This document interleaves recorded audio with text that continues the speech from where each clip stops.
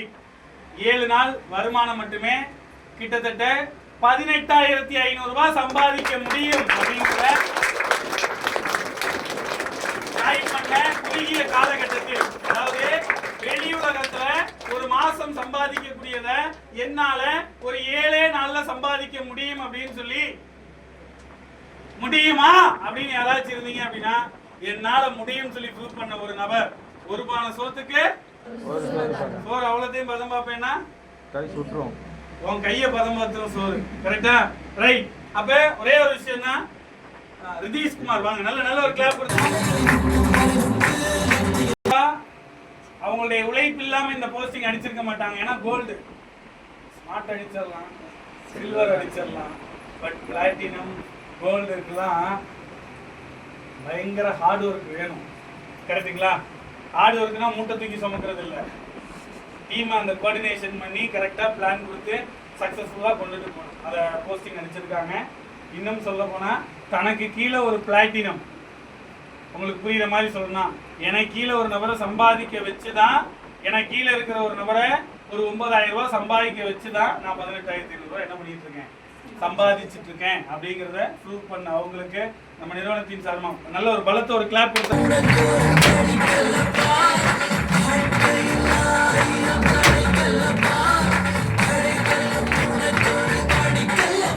அவங்கள பேச வச்சிடலாமா? ஜாயின் பண்ணி எவ்வளோ நாள் ஆகுது, எப்படி பண்ணாங்க, இன்னைக்கு இந்த இடத்துல எப்படி நிற்கிறாங்க, இது எப்படி இருக்கு அப்படிங்கிறத தெரிஞ்சுக்கலாமா? நல்ல ஒரு கிளாப் கொடுத்துடலாமா?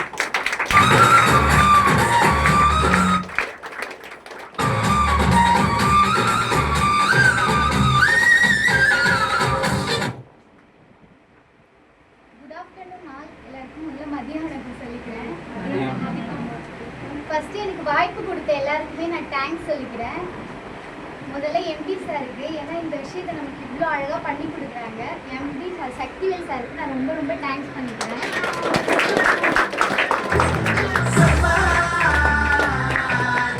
அடுத்து பிரான்ச் மேனேஜர் சோமு சாருக்கு நான் ரொம்ப தேங்க்ஸ் பண்ணிக்கிறேன். ஏன்னா இந்த விஷயத்தை நமக்கு இவ்வளோ அழகாக பண்ணி கொடுக்குறாங்க.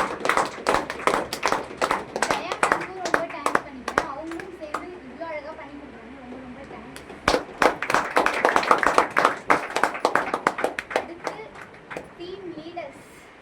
சசி சாருக்கு நான் ரொம்ப தேங்க்ஸ் பண்ணிக்கிறேன். ஏன்னா நிறைய இந்த விஷயம், இந்த கோல்டு அடிக்கிறது கூட அதுக்கு முன்னாடி நாள் கூட கண்டிப்பா நீ முடியும், நீ வந்துடுவே, நான் சொல்லிட்டல நீ வந்துடுவே அப்படின்னு சொன்னாரு. முடிச்சிடுவே நீ அப்படின்னு சொல்லி வீட்டுக்கு போற அந்த கடைசி நிமிஷம் வரைக்குமே சொன்னார் அவரு. அதனால அவருக்கு ரொம்ப தேங்க்ஸ் பண்ணிக்கிறேன். அப்புறம் உமா மேம், அவங்களுக்கு சொல்லணும்னா ரொம்ப தேங்க்ஸ் மேம். ஏன்னா நான் அந்த கோல்டு அடிக்கிறதுக்கு லாஸ்ட்டாக என்ட்ரி வந்து நைட்டு கரெக்டாக ஒரு 8 o'clock இருக்கும். அப்போ வரைக்குமே வெயிட் பண்ணி உன்னால் எவ்வளோ முடியுதோ பண்ணு, எவ்வளோ முடியுதோ போடு. நைட் டைம் எல்லாரும் நம்ம அடிக்கிறதுக்காக இது பண்ணுவாங்களான்னு கேட்டால் கிடையாது. நைட் வரைக்கும் உட்காந்து பண்ணி, இன்னும் கூட நீ எவ்வளோ வேணால் பண்ணு அப்படின்னு சொன்னாங்க. அதுக்கு ரொம்ப தேங்க்ஸ். நிறைய விஷயத்தில் வந்து நிறைய திட்டு வாங்குவேன் தான், ஏன்னா எனக்கு பல டைம் சொல்லி கொடுப்பாங்க. திரும்ப நான் அதே தான் பண்ணுவேன் தப்பு. அது வந்து அப்படிதான். நானும் தானே கூட கண்டிப்பா திட்டிடுவேன். ஆனா அவ்வளோ ஆஷெல்லாம் பேசுனதே கிடையாது. பொறுமையாக தான் சொல்லுவாங்க, எத்தனை டைம் சொல்றது அப்படின்லாம் கேட்பாங்க. அதுக்கப்புறம் நான் சத்தியம் ரொம்ப தேங்க்ஸ் பண்ணிக்கிறேன். ஏன்னா அவங்க எப்படி சொல்றது, ஒரு தங்கச்சிக்கு எப்படி சொல்லி கொடுப்பாங்களோ ஒரு விஷயத்த அவ்வளோ பொறுமையாக உட்காந்து, நானே ஒன்றும் பண்ணாத இருந்தா கூட பண்ணு, நீ உன்னால முடியும், இல்லை நான் உங்ககிட்ட பேச மாட்டேன், நீ பண்ணு, நீ முடிச்சாதான் நான் உங்ககிட்ட பேசுவேன், இது பண்ணுவேன் நிறைய சொல்லியிருக்காங்க. ஒரு அக்கா எப்படி சொல்றது, எனக்கு ரொம்ப க்ளோஸாக தான் நான் நினைக்கிறேன். ரொம்ப தேங்க்ஸ் மேம்.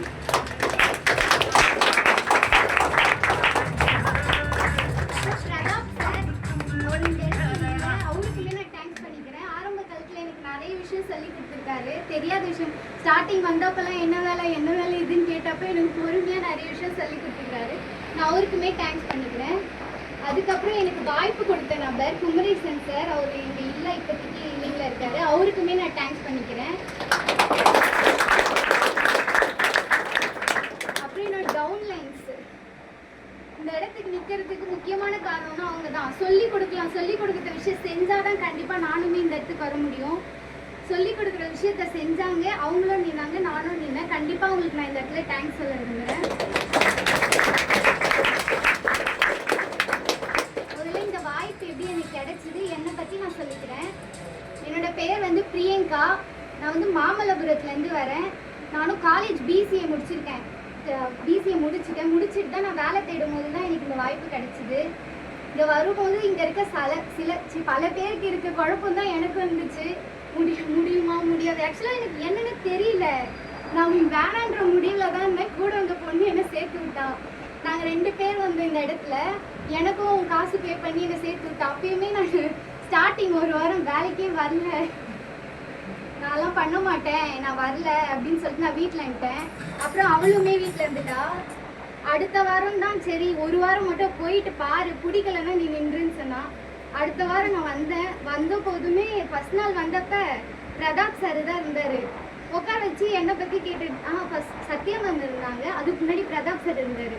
என்னை பற்றி கேட்டுட்டு இருந்தாங்க. என்னை பற்றி ஓகே சார் நான் சொல்கிறேன்னா என்ன வேலை செய்யணும் சொல்லுங்க, நான் செய்கிறேன் அப்படின்னு. சொல்லுவாங்கம்மா பொறுமையாக இரு சொல்லுவாங்கம்மா இருந்தார். அப்புறமே எனக்கு மறுபடியும் அதே தான் பண்ணியிருந்தார். எனக்கு வேலை என்னன்னே சொல்லவே இல்லை. அதுக்கப்புறம் 2ஆம் நாள் வந்தப்போ சத்யா மேம் பேசினாங்க. அப்புறம் கொஞ்சம் ஓரளவுக்கு எனக்கு புரிய ஆரம்பிச்சுது. பேசிக்ஸ்லாம் சொல்லி கொடுத்தாங்க. அதுக்கப்புறம் அன்றைக்கி அச்சூஸ் ப்ரோக்ராம் நடந்துச்சு, அட்டன் பண்ணேன். அப்புறம் எனக்கு கொஞ்சம் ஆர்வமாக இருந்துச்சு எவ்வளோ பண்ணணும் அப்படின்னு சொல்லிட்டு.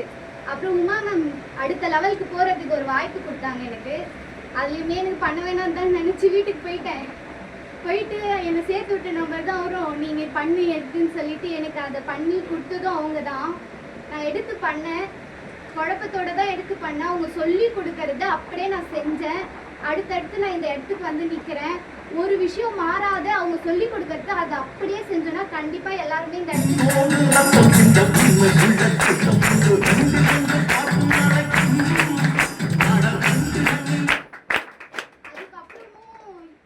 நான் பிஸ்னஸ் பண்ணலான்னு இறங்கும் போது எனக்கு வீட்டில் இருந்துச்சு 2வது போகக்கூடாது, கண்டிப்பாக எல்லாருக்குமே இந்த பிரச்சனை வரும்.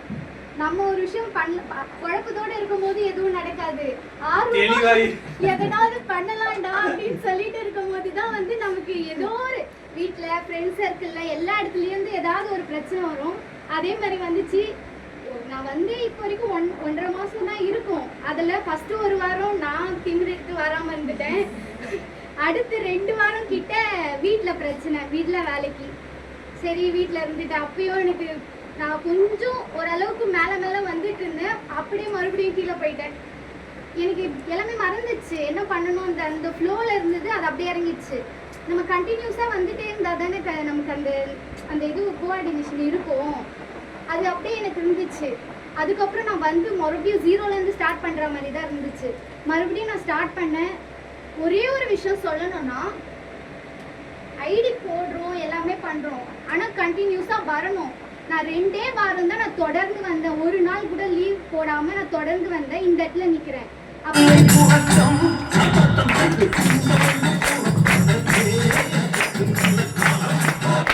நிறைய பேர் ஒரு விஷயம் பண்ணுறாங்க, டவுன்ல எங்கேயும் நிறைய பேர் பண்ணுறாங்க. ஐடி போடுறாங்க, ஒரு நாள் வராங்க, சும்மா இருக்கேன், எனக்கு தெரியும் இந்த இடம் செட் ஆகாது அப்படின்ட்டு போயிடுறாங்க. நான் ஒன்று தான் சொல்ல விரும்புகிறேன்.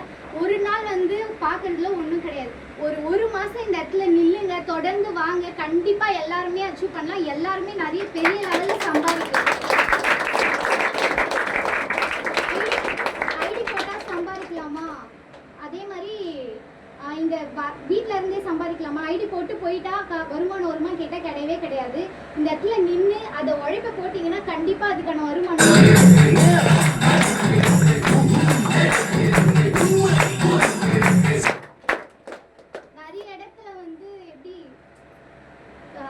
நிறைய இடத்துல வேலைக்குன்னு போனாலும் இருக்கும். ஆனால் சம்பாதிக்கிறதும் சம்பாதிக்கிறதும் நம்மளோடது தான். வேலை செய்யறியா, வரலையா, உனக்கு சேலரி கிடையாது, வரியா. ஆனால் நம்ம சம்பாதிக்கணும்னு நம்மளை சுற்றி நமக்கு கீழே இருக்கவங்களும் சரி மேலே இருக்கவங்க சொல்லி ஓடுவாங்க. நீ பண்ண முடியும், ஓடு. ஏன்னா இந்த இண்டஸ்ட்ரியில் எனக்கு ஒரே ஒரு விஷயம் பெருமையாக இருக்கும். யாரும் பார்த்தும் நம்ம பொறாமப்பட மாட்டோம். ஏன்னா கீழே இருக்கவங்கள சம்பாதிக்க வச்சாதான் நம்ம சம்பாதிக்க முடியும். அந்த போட்டி பொறாம கண்டிப்பாக இந்த இடத்துல இருக்கவே இருக்காது. போட்டி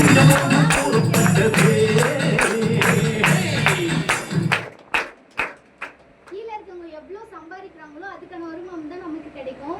அதனால எல்லாருமே ஃபர்ஸ்ட் தொடர்ந்து வாங்க, ஒரு மாசம் தொடர்ந்து வாங்க. நில்லுங்க, இந்த இடத்துல நிக்கலன்னா அப்போ நிப்பீங்க கண்டிப்பா. இந்த இடத்துல வந்து நீங்க நிக்கலன்னா கேளுங்க.